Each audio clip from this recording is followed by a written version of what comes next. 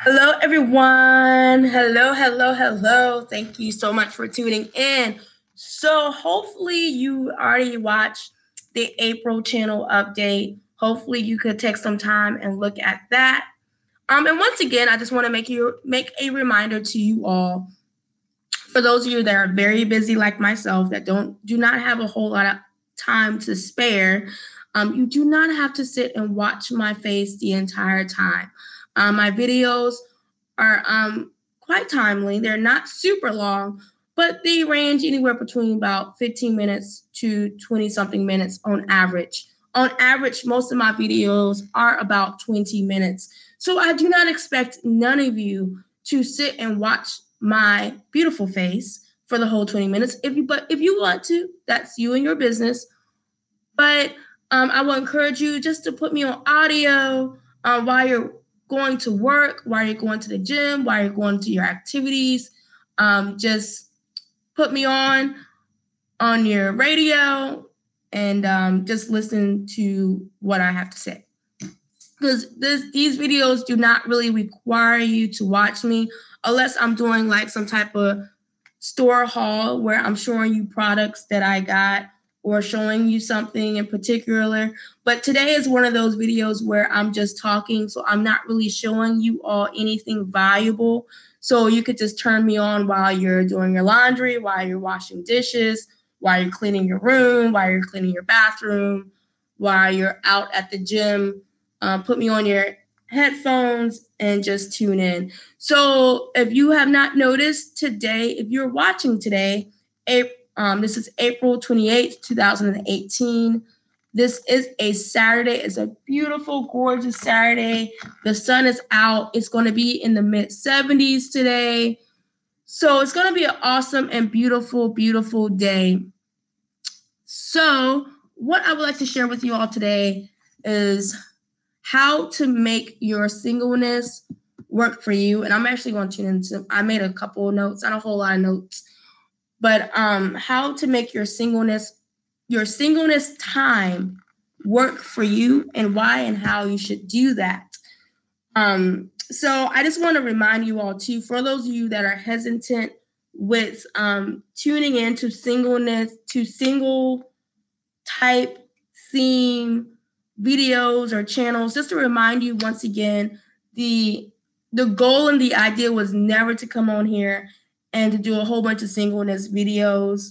I actually did it on the fly because a friend wanted to hear my perspective on singleness, and come to find out, as of right now, singleness is my most watched and viewed videos.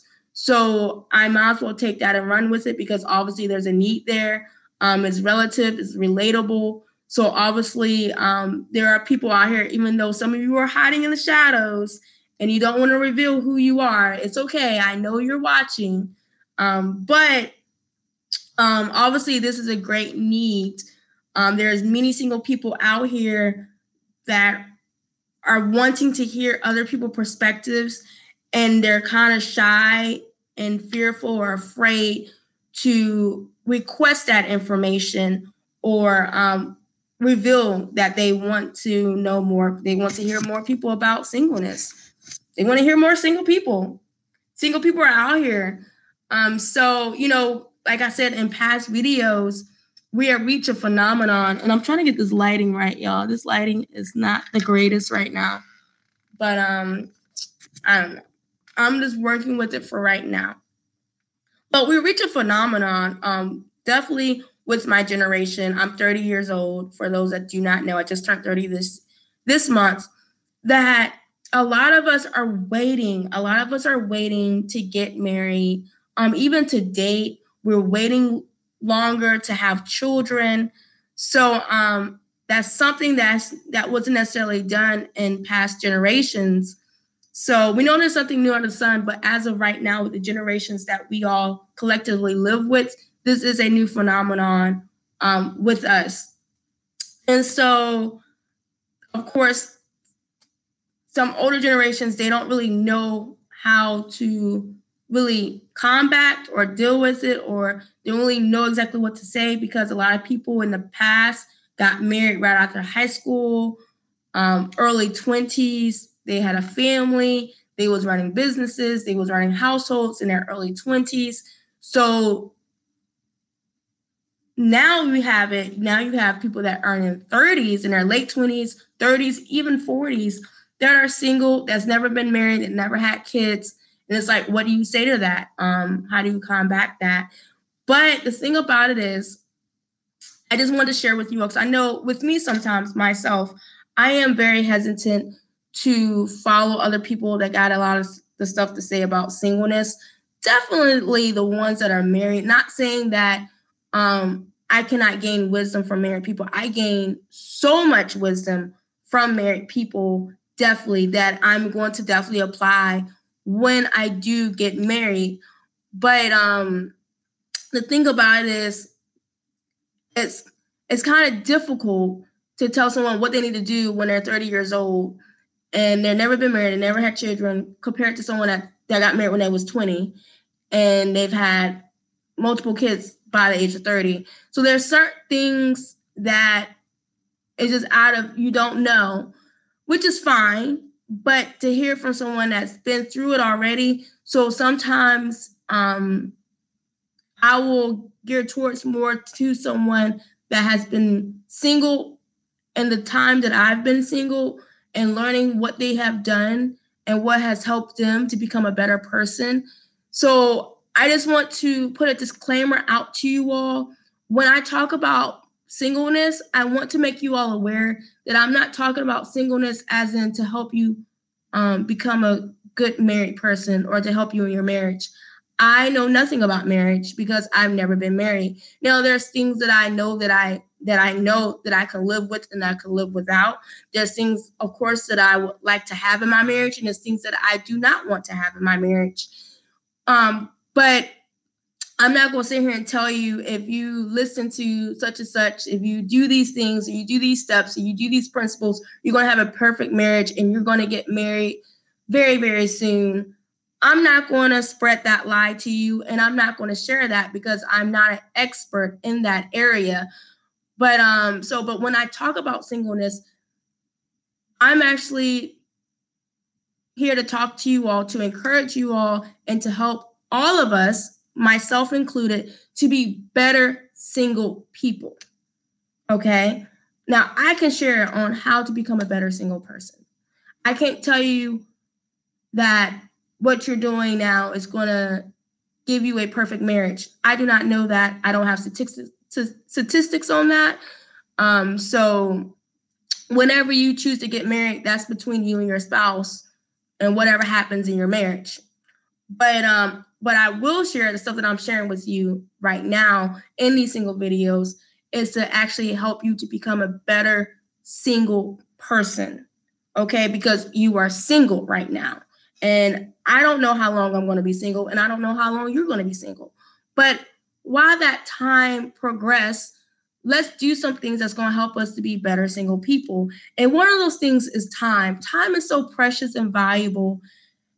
I'm constantly, throughout my days, every day, I'm constantly thinking about my time. I'm constantly thinking about what I'm doing at this very moment. Is this important? Is this a priority? Do I need to be doing this? Like, I actually was doing this morning when I woke up this morning. I'm like going down a list of everything I need to do today, or everything that I obligated myself to do today. And I'm like, okay, are these things important to me? How is this going to benefit me today? And so on and so on. But I just want to share with you some things that will help you to become a better single person. And when that time comes, when you meet that right person, you know, maybe these things may help you. I don't know. Maybe they will. But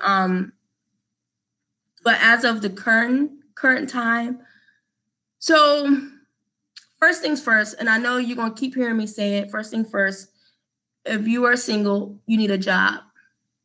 Go get a job. You need a job. You need to work. It's amazing to me living in the Hampton Roads. I mean, everywhere I go is unending. It's unending. How many places are hiring? And also, like, I drove past Hardee's the other day. They was having a job fair. They was doing interviews right on the spot. I went to Chick-fil-A tonight, which I'm going to talk about. I went to Chick-fil-A last night.